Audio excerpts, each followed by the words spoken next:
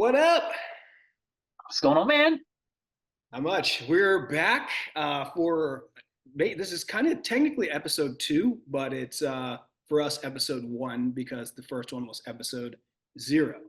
So I'm Jacob, Josh. and we're gonna get into it. So before we get started, we're just gonna break the ice a bit, talk about how this week's been going, and then we're gonna get into the topic of the evening, which is floor sets. So Josh, how you been? Been good, man. It's been a rainy week here. Had the nice hurricane come through.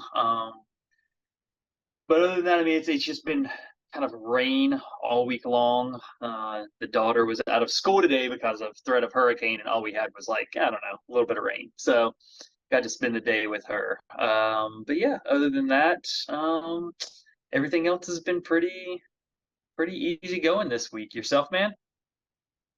Solid week. Finished out pretty strong. Good work week. Closing deals, making money, always good. And made a nice little dinner. Hit the gym a couple days this week. Feeling good. No complaints. Weekend is here, ready to get going. Nice, nice, nice. All right. So, topic of the evening: floor sets. We're gonna talk Oh, oh, before we even get started. We're gonna talk the good. We're gonna talk the bad. We're gonna talk the ugly. Blood, sweat, and tears. Everything went into it. Um, I think there was a lot of preparation that went into a good floor set, from scheduling, putting the right people on schedule, uh, utilizing your call-ins for those that you knew weren't going to show up, even though they were scheduled. There's tons that go into it. So I want to start things off with let's start with the bad. Okay. Think about because the good is fun, but the bad is more exciting. So yes. talk to me about anything related to some of the worst floor sets that you've had as a manager, running stores, getting it fresh for the customers. What went wrong? So we'll leave the ugliest one till last. So we'll leave ugly for last, but bad. I mean, you kind of hit on it before. It honestly does all start with the schedule. So if you don't have enough people scheduled, if you're not either given enough hours from the company, um, from your management team, like it's not going to be successful from the get go. So um, definitely just making sure those times, to your point though, that it's going to be a rough one, seeing whatever you can do to get people called in first and foremost.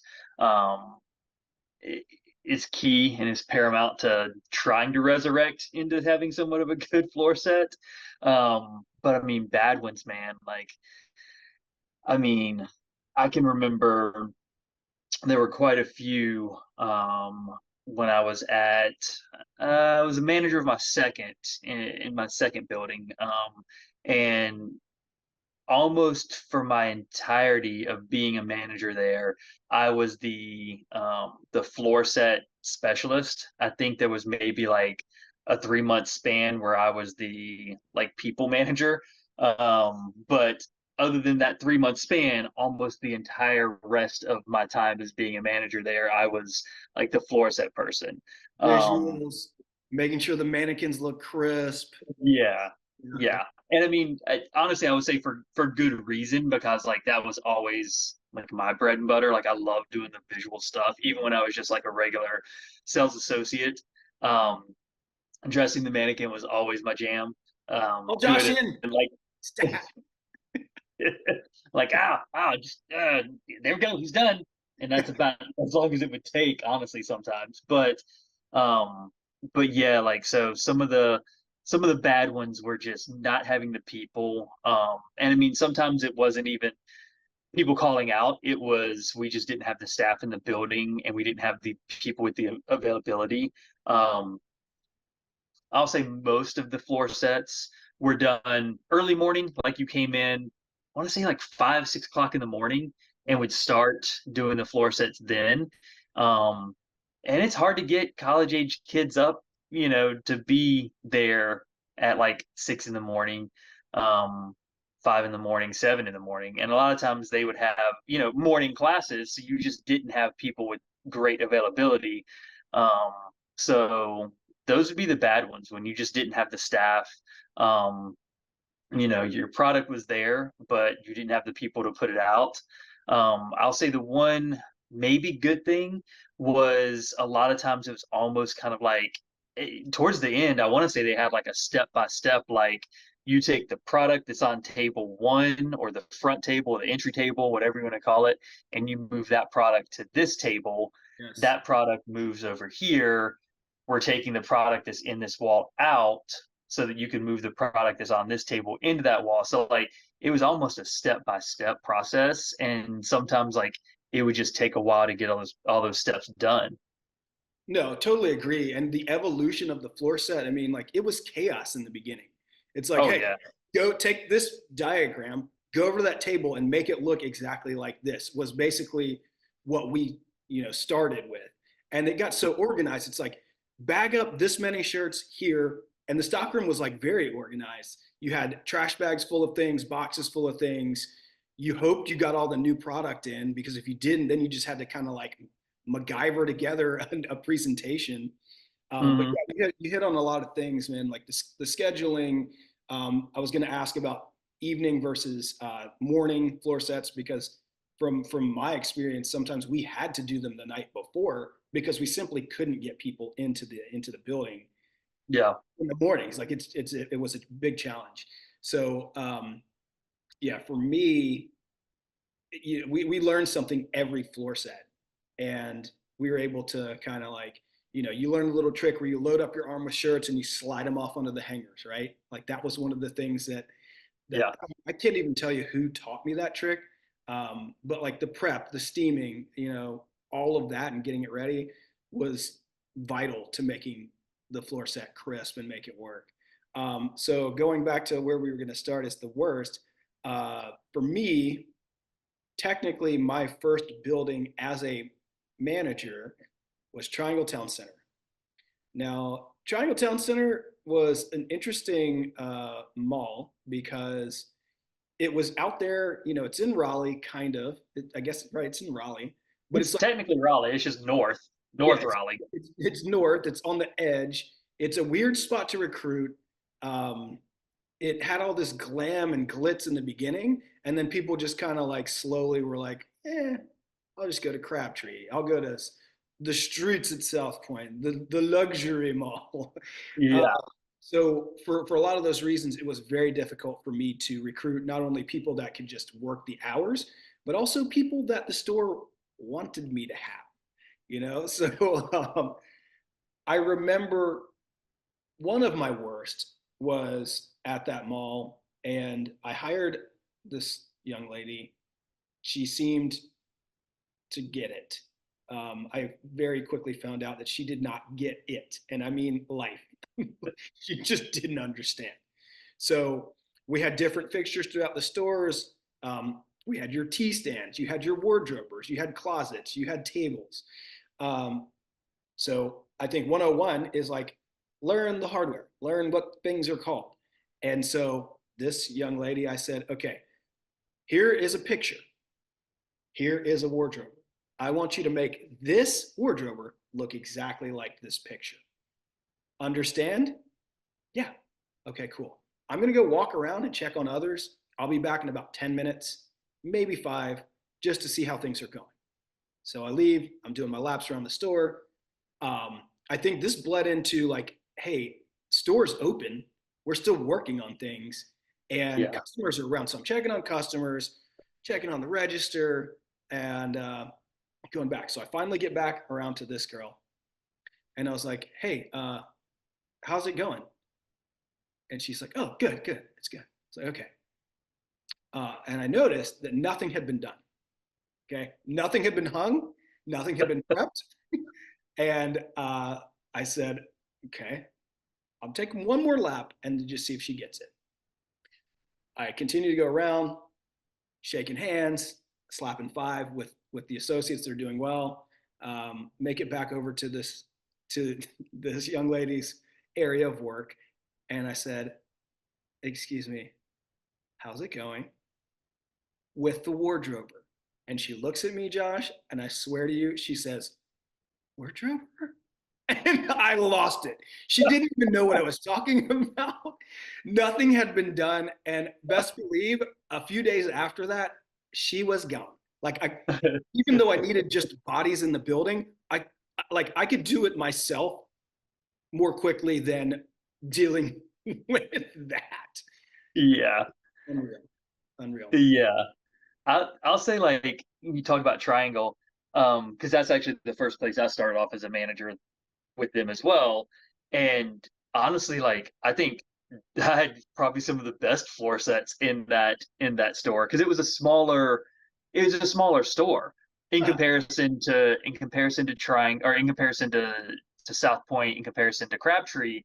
Those were just much bigger rooms. They were much bigger stores. They were definitely a lot higher volume. And to your point, you definitely saw more traffic. Like by the time I got to Triangle, there was like never any real traffic.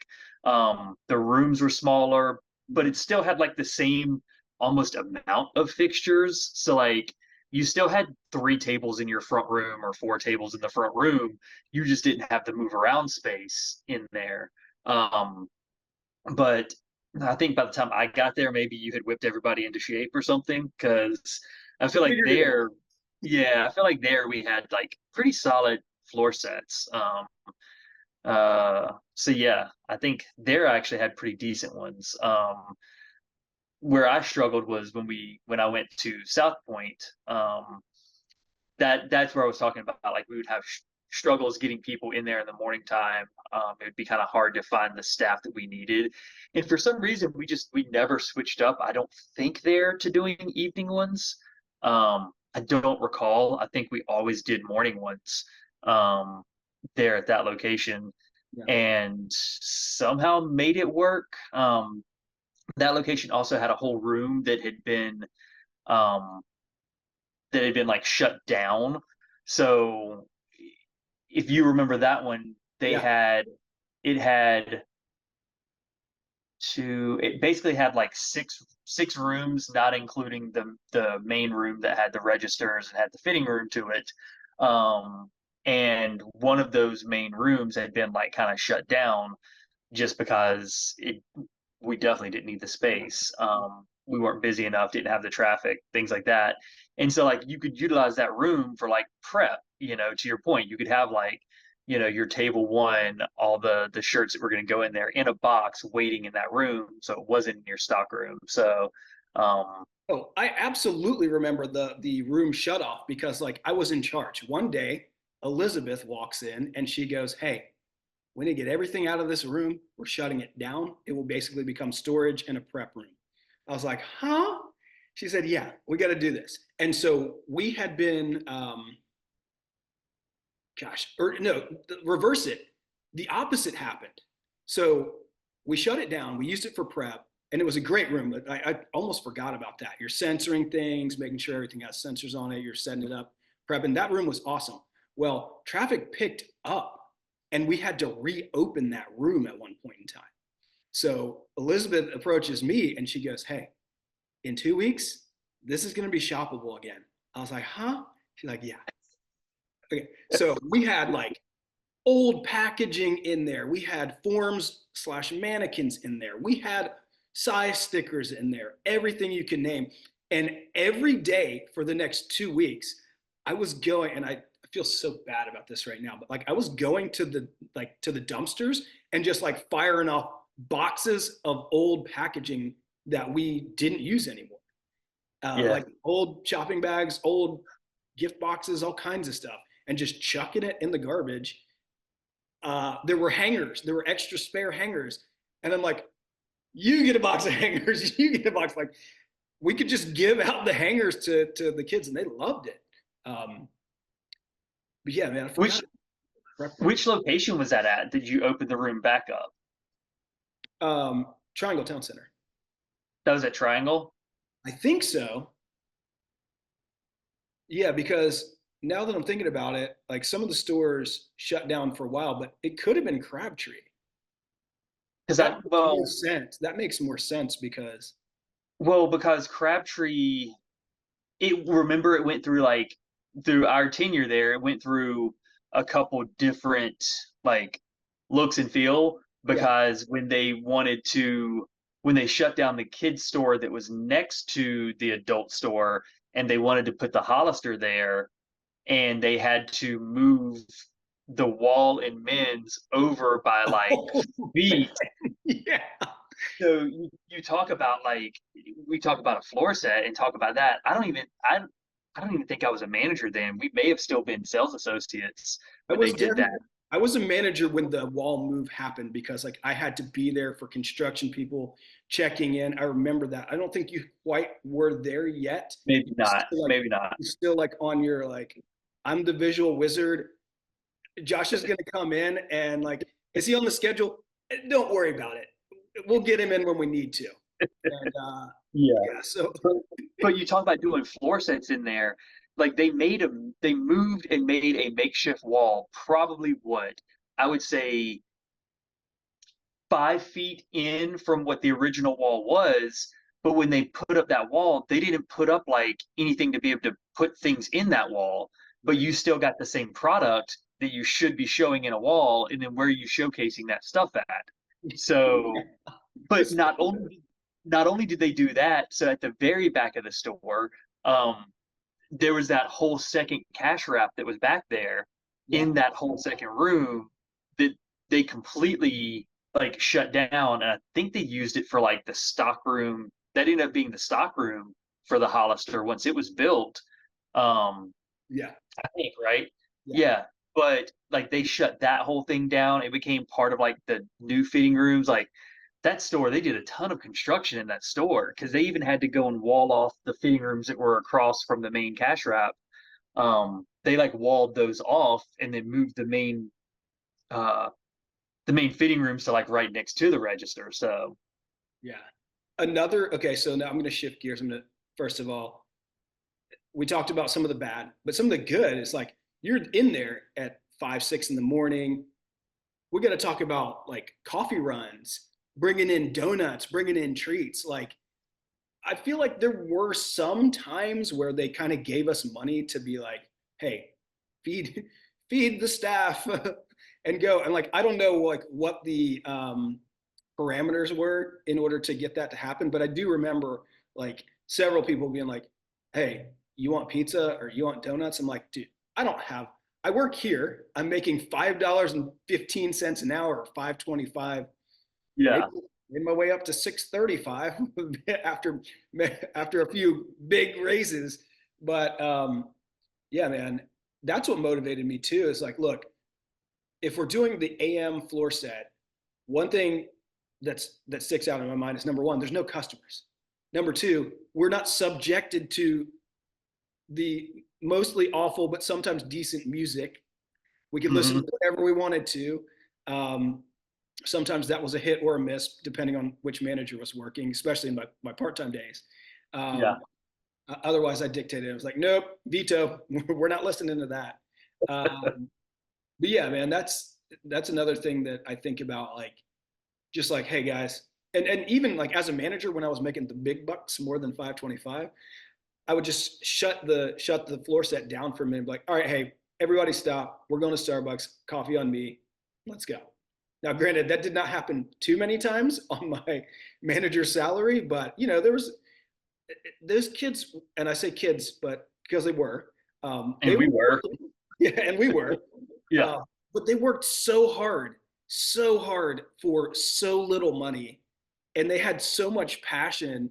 It's kind of insane, like how hard some of the staff worked, and that's how you knew, like, look, you might not be great at, I don't know, styling mannequins and forms, but I'll tell you what you can do. You can scrunch sleeves and you can do it quickly. So that's your job. You know, like that's part of, you know, building out the right team. Also, like hiring the right stockroom manager was big too, because they kind of were like the quarterback behind the scenes, prepping stuff, making sure that things got steamed, making sure sensors were attached, or if on everything. switched to make sure that everything laid nice and flat. Um, and then there's other people that after the fact could do that. Like, hey, here's a sensor gun. You just go and switch the sensors from side to side so that it's nice and even. That's it. Like I was a big sensor gun guy. Yeah. Yeah, I forgot about those because yeah, you would have to like if you had say like t-shirts laid out on a table, like you couldn't have all the sensors on like the bottom left hand side because then you get that like mountain of yeah, the mountain would go up, so you would Yeah. literally have to give someone a sensor gun, or I would be given the sensor gun and like go make that look better, and literally you had to kind of like move it from side to side and like adjust them to kind of go like up and down the shirt, so then it like laid more flat and looked better. So yeah, oh man, I remember those days having to do that too, setting the floor sets. And I think this is maybe going to be a pretty good lead into your your worst floor set story. But talk about doing floor sets during extended mall hours. There might be times where like you'd have manager coverage, but depending on which store, like there might only be 2 to 3 hours where there's manager overlap. Otherwise, you're pretty much in the store by yourself for the most part. Um, Yeah. so let's hear about some of the, let me hear the bad, man. I want to hear the bad stuff. So the ugliest one I can remember was during um it was during Christmas time. So it was like it was the Christmas floor set, but it was like they would always do a Christmas floor set, and I feel like it was like the week like right before Christmas. Mhm. And that's when they would end up like putting a decent amount of stuff on sale, but they would like just move so many things around. And so um back then when you were the visual manager, like you did all of the floor sets. The other managers that you had, whether it was the people manager, the store manager, if you had any MITs or managers in training, like they didn't really do the floor sets. It was the visual manager's responsibility to get like the floor set kind of done and over with. And so this particular one, it was a Christmas floor set, and we were doing overnights. So we would have to go in the evening, and we literally would stay like all night long. And for everybody out there that's never worked in a mall setting, once the stores close, about 30 minutes after they close, any sort of heating, any sort of air conditioning, any of that stuff, it all shuts off. It all goes off. So even in the middle of wintertime, you're in those stores with the bright lights and everything like that. And that was before you had LED lights. So they were like, you know, they were like the halogen, like they were the hardcore lights that would just make it so unbearably hot in there. You had no air circulating, and it was a rough floor set. I feel like it was a bunch of folding. And I mean, like if you didn't have great people that were great folders, and you catch somebody after they had folded like maybe two, three stacks and they didn't look great, you'd have to either like switch it up and get somebody else to do it. You'd have to try to reteach them and retrain them, or you would just kind of be like, all right, you stop that and I'll just take over and you go do something else. Um, so this was probably, I feel like we used to always start on the women's side and do women's first. And then we would do the men's like second. I can't really remember, but I think that's how we used to kind of do I it. think so. This was this was a men's night. Um, so I just remember we were in like the second room of men's, just in there, and it seemed like it was taking forever, hours just ticking by. And I mean, like you said, we got like kids that are 18, 19, 20 years old in there. To your point, just like doing the best they can. Yeah, they may not be the best folders, but maybe they can scrunch a sleeve or they can stuff, we didn't have cargo shorts then where you stuff the cargo shorts with the tissue paper. Oh man. Um, we started, or so it was about 7:15, and I like looked down at my watch and I'm like, oh, so we're supposed to open at like 8 o'clock, and it's like 7:15. And I want to say it generally took like 30 to 45 minutes if you were super quick at doing opening routines to get it all done.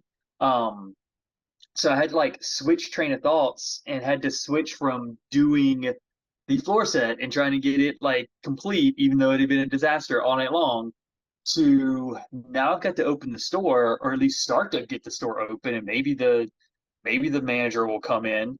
Um, and so the manager never showed up. Like they showed up eventually, but they didn't show up for the opening. So after being there all night long, and back then I want to say we were almost like mandatorily scheduled like 10-hour shifts. Yeah. So we'll get into this because this is some craziness. Yeah. So anyway, we're scheduled like 10-hour shifts. So let's say I was supposed to get off at like 8 o'clock in the morning.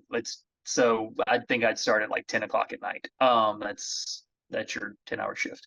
Um, so here comes 8 o'clock in the morning. We're supposed to be open. I think I'd maybe we were open like 5 minutes late, something like that. Um, Not a huge deal. 8 o'clock in the morning during Christmas time, like you would have tricklers coming in that early, but 8:45 like is what you see your big rush of people. Yeah. So none of that was all that bad. Like we still had some opportunities from the floor set, and it was rough. Um, but coupled with the fact that like the opening manager hadn't shown up yet, it's by this time probably like 8:30, something like that. um in walks the district manager for the Hollister from next door. And like I'd been doing it overnight, so I think I was wearing maybe like sweatpants. I think I maybe had like sneakers, slippers, something. I don't remember what footwear, but it wasn't appropriate footwear. Seems like a Um, look policy violation to me. yeah. Oh, I was Necessarily. definitely in like look policy dress code violation, but I wasn't expecting to be there with the store being open. So like if that was the case, like you would let them come in dressed, like comfortably. Like no one needs to be in a three-piece suit at 3 o'clock in the morning trying to like fold some t-shirts. Like you let them be comfortable if they're going to be in there overnight with you. So I was dressed comfortably, and I think I had like a hoodie on. You know, definitely looked like I hadn't showered in like a day's time because I hadn't. And in walks their district manager, and they're like, "So what's going on in here? What's going on? Why are you not in dress code?" I was like, "Well, because I'm the person that did the floor set overnight. Like I'm not even supposed to be here right now." Kevin Smith. I ain't supposed to be here right now. I have And been here for 10 hours straight. yes, exactly. And they weren't trying to hear that. They were just, why aren't you look the way you're supposed to look? And then I think maybe 9 o'clock is when that opening manager came in. They're like, "Oh, I forgot we opened up early." I'm like, "Oh, are you kidding me?" Like, so I got like chewed out by like a district manager that wasn't even my district manager. It was a district manager for Hollister, and they just happened to come by the store next door to see how their floor set had gone. Again, our floor set hadn't gone great, and I think the next day or so, I'd have to have a conversation with our district manager because of not being in look, and I'm trying to explain to him like, I'm not even supposed to be there at that time, but it all fell upon deaf ears. So that, in my memory, I would probably say has been like the worst floor set um, that I think I've ever like had been involved in.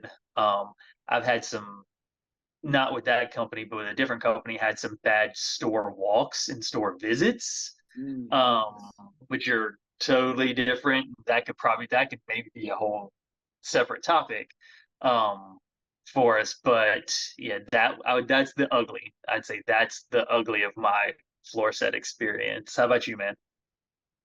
I mean, I think you hit some of like a lot of the elements of what just raw, terrible, like add on top of that, people no showing for shifts. Yeah, People that you expected, like, hey, I have my person that's, the sensor person. I have my folder, like I have my like laying shirts flat person. I have my jean folder. I have this. And then one person is out of the mix. Like I could tell you several stories where like having one key piece to the puzzle missing created disaster. And when district manager or regional manager would walk in, for one reason or another, they would automatically gravitate to that one area where you missed something or you tried to cover it up. And it's like, okay, you got me. Like, we did the best we could. This person didn't show up. I'm sorry. I'm going to schedule more, I'm going to schedule better. I'm going to overhire and make sure that we have enough staff ready to go and just have a backup plan always. But yeah, I think that's, you nailed you nailed a lot of the things, man. It kind of My, it brought up a my little ugly out, PTSD. Like I was like, oh, right. My ugly out ugly. You're ugly. it did well. So there's another story that I'm saving for a later date. Not to say that it was like a bad visit or a good visit, but like a lot of interesting things happened. So when I was working in Atlanta, I was put on the store tour. So Yes, the store I tour remember. involves the CEO is coming, the heads of every department are coming, and they're not here to say this is like this was rehearsed. There was a script. It's like we're not here to say this is wrong, that's wrong, and point that. We're just here to help, and we want to get feedback, and we want to support you. It definitely felt like a firing squad. It did not feel like the support hug thing that they were talking about. Like it was bad. But talking about hours, like if you didn't have enough hours, or like if you were over hours and you could only schedule a certain number of people, that's a challenge too. Well, I had the opposite happen to me, where it's like we're giving you 500 extra hours this week. Fill them, call people from other stores, have them come in. And that's kind of the scenario that happened for me. Like I was calling in favors. I'm just asking everybody, begging, pleading, like, look, please help me. And they're like, we can't help you. We're on the store tour too. So like there was maybe 3 stores in the area, and you just had to pull the best people around to bring it in. I'm talking about your cleaning had to be like top tier. You had to have everything perfect. The jewelry case had to be set up perfectly. You had to have, like actually that's a here's a fun fact for you. There is one regional manager that was coming pre-store tour, and I was told that one thing that he always looked for was to make sure that the jewelry case was in order. Because if you got the jewelry case right, his mentality was that you're going to get everything else right. So I'm like, get on the jewelry case now and make sure it's perfect. I think these need to be spaced properly. And, and then beyond that, we did the best we could, scheduled the right people. The right people is another topic that we could get into. Yeah, And, oh yeah. and that's what saved us. But it was hard. That like the only other snippet that I'll give you from that one is like, I had been working all week, many hours, beyond the 10 hours for sure. And if you remember, as store managers, instead of getting paid more when you're working overtime, you got paid half time. Halftime. Not even like that wasn't just store manager. That was any manager. Yeah, you get paid Yeah. half time. Well, I guess that qualified for regular managers. The store managers didn't get any additional pay Ah. because it's like we're paying you for 40 hours a week. If you work 80 hours a week, same pay. But the assistant managers, they get paid halftime.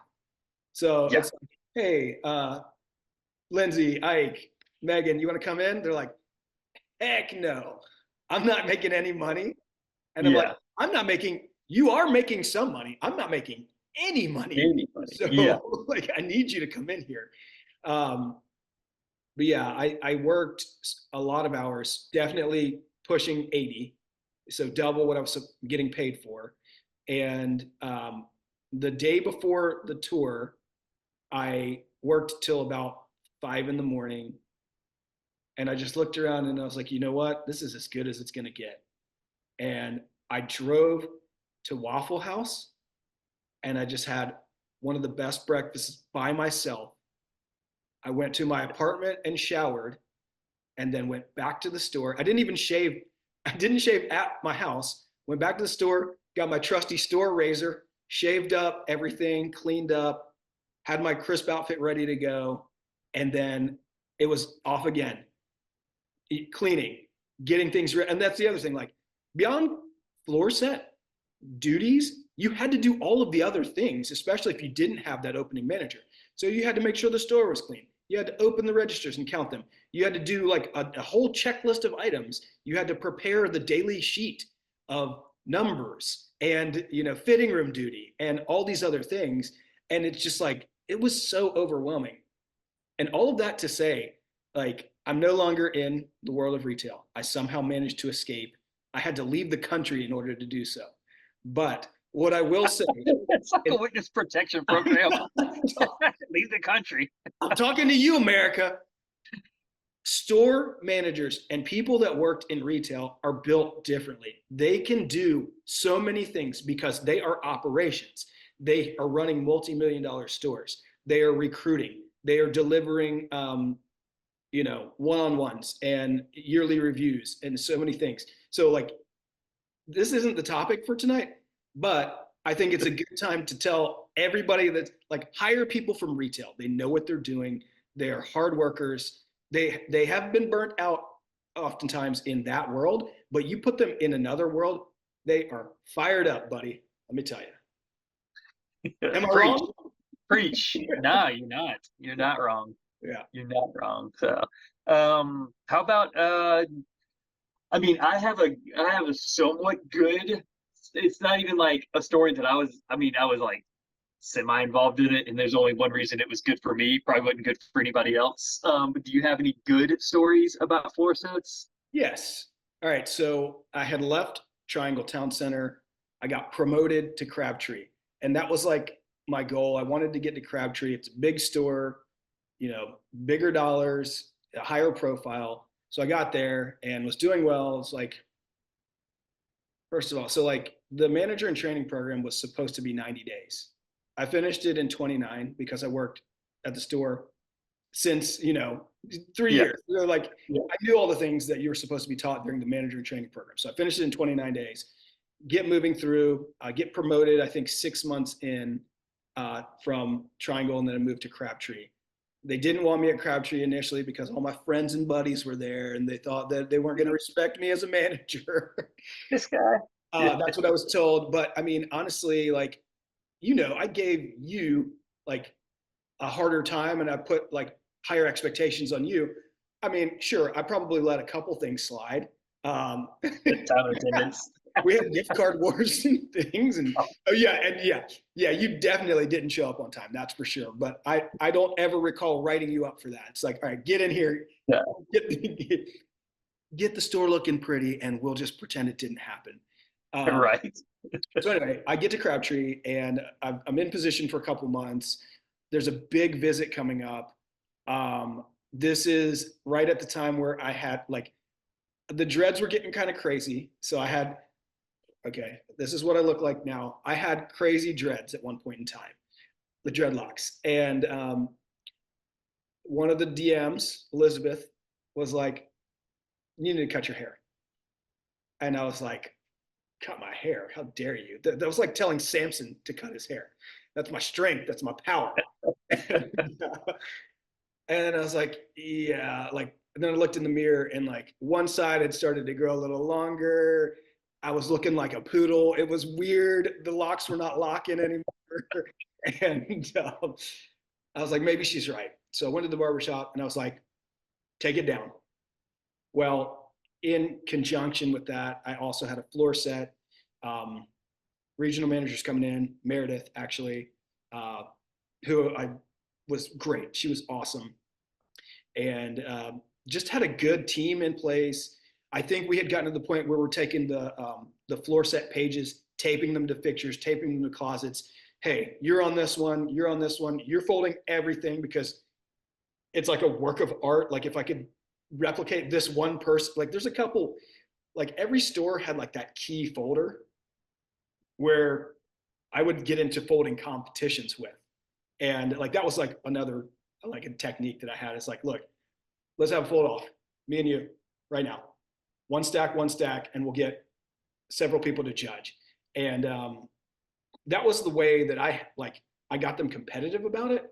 But at the same time, once they got to that level and they could fold as good, if not better than me, then I'm like, all right, every time you fold, your stacks have to look like this.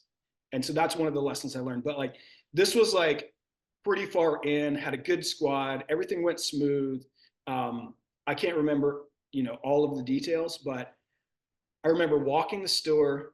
Like you didn't walk the store with a regional after every floor set, right? It was rare. It was Yeah. like once every, 2 months or something like that.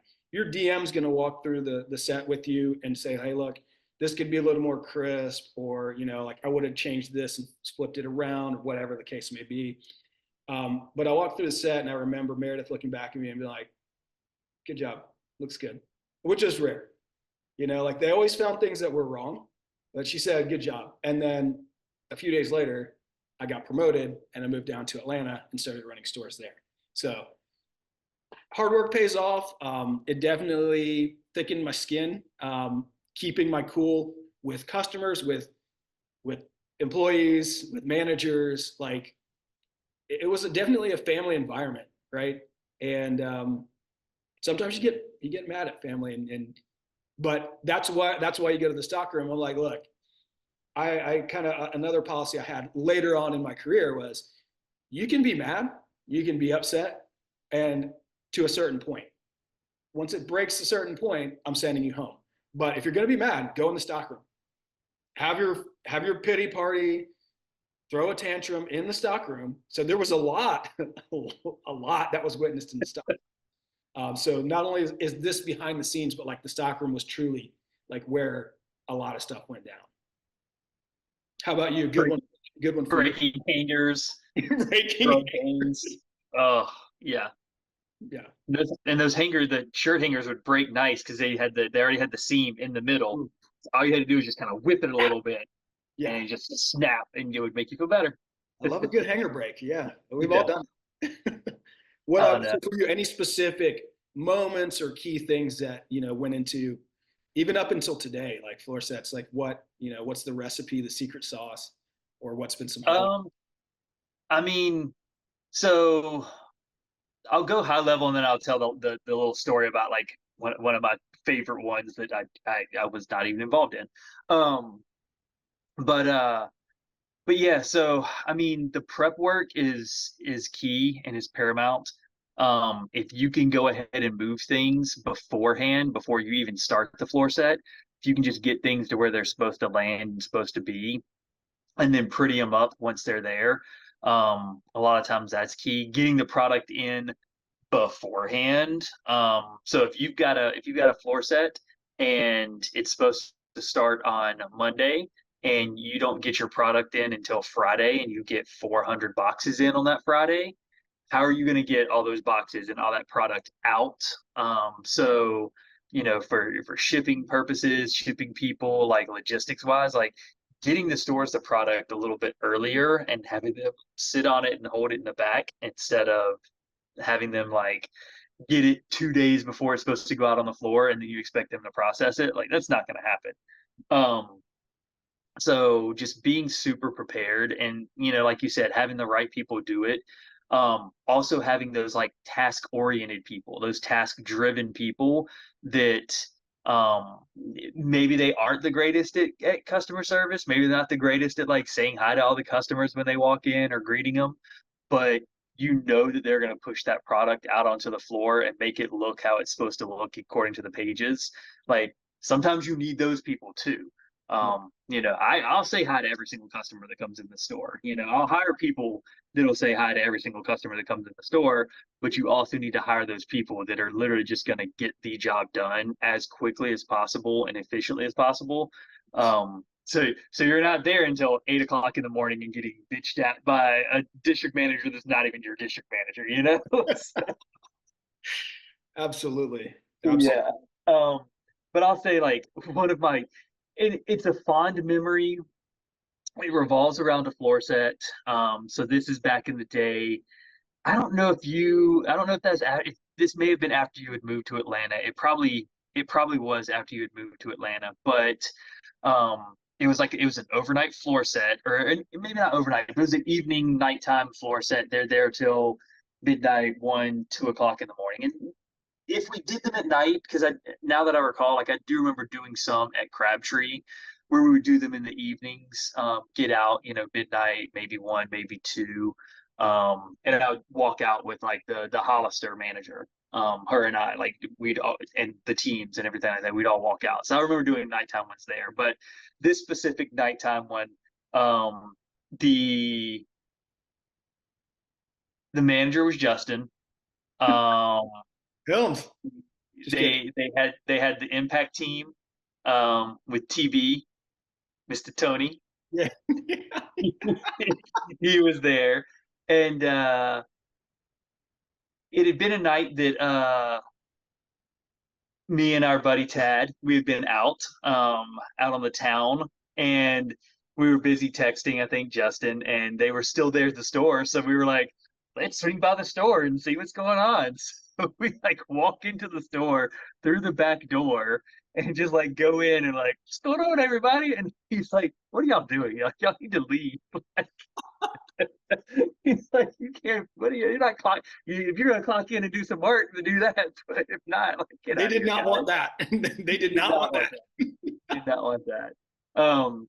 But it was just funny because yeah, you talk about like, it's like a family. Like, I mean, some of these, I mean, I still talk to you all the time, but like some of these, people that we worked with back then, like we're still in communication. We still talk to them. It may go months and months and years, without talking to them, but we could still pick up like it never left. But I still remember a bunch of the people that we worked with. I remember Tony was there.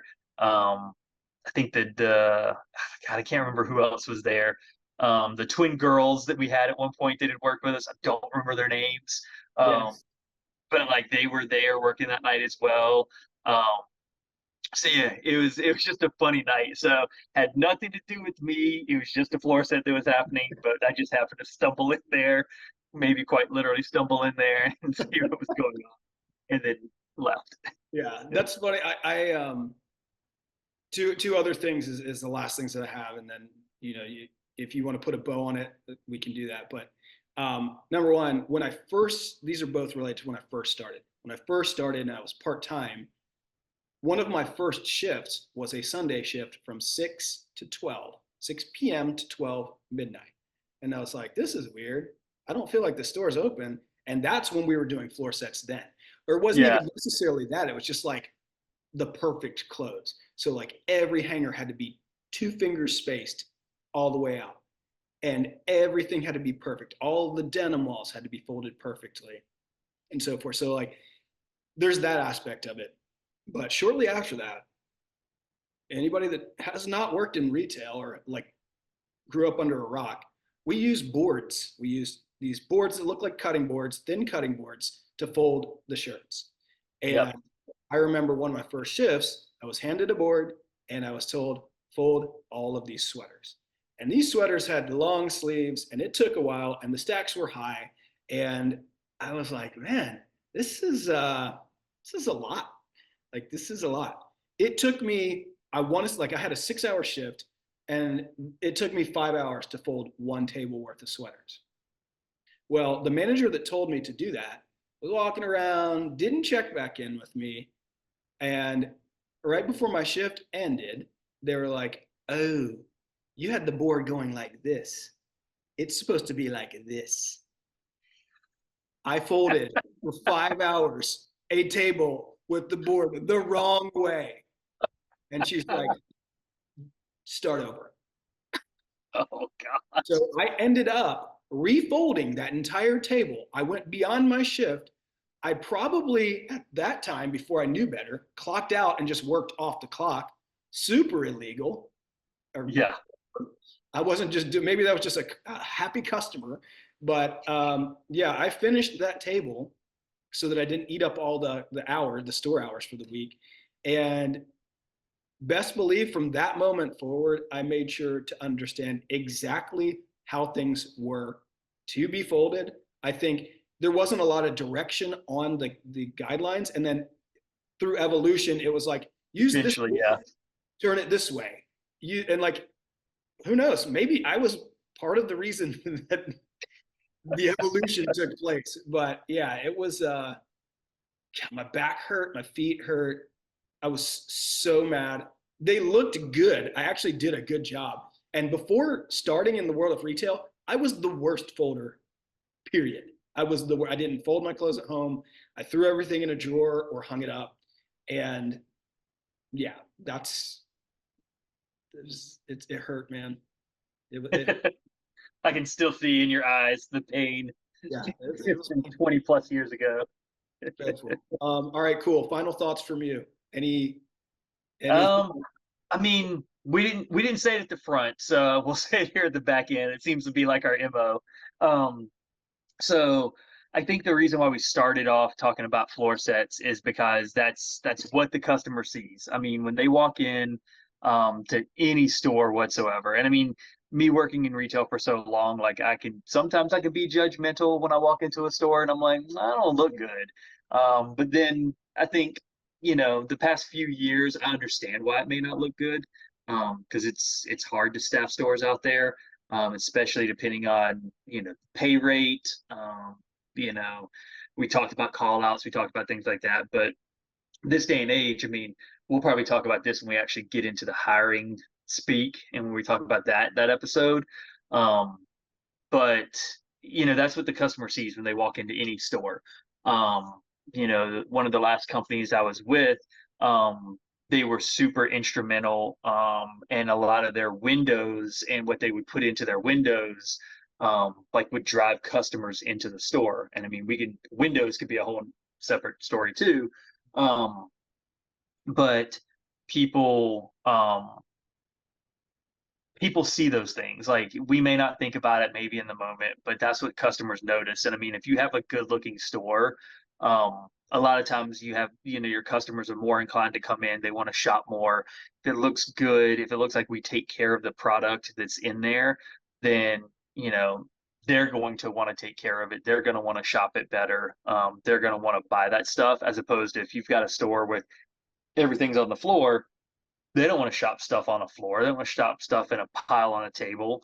Um, so then you're not making your money, all that fun stuff. So I think we wanted to start kind of the episode off, or our episode series off, with like floor sets, because that's what the customer sees. They don't see hiring. They don't see the stock room. They don't see, horror stories. They don't see like the greatest stories ever. They just walk in and they want to see a table full of shirts so that they can buy them. And best believe, back in the day, we could make a table of shirts look beautiful. Chef We could Kiss. do it. Chef We Kiss. could do it. So yeah, Well said, man. I can't even. There's nothing more to say. That's very well said. And yeah, I mean, like, this is number two. This is officially number one, but number two for us. Um, we want to hear from y'all. What topics do you want to hear about? Leave a comment. Be sure to like and please. subscribe. We want to hear from you. So we have some topics that we think are important to talk about and touch on. But yeah, we want to hear from you all as well. And once we get this running, we do very much so plan on bringing some special guest speakers in. Uh, but we're still trying to figure it out. So let us know what you want to hear about, and like and subscribe. Views are up, over 100 views on the first video, 144 right before we started this. So with not huge expectations, I'm pleased with the viewership so far. So keep it up, share it with a friend, family member, and let us know what you think. Exactly. All right, cool. On that note, we will sign off. Until next time. All right. Take it easy, fellas. Bye. Bye.